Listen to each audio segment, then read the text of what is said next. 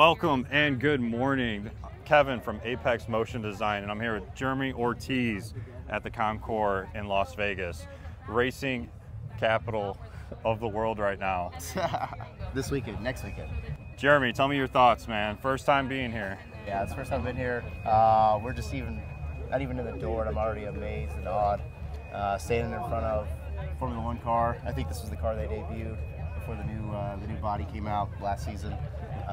Just amazing, and we haven't even gotten started.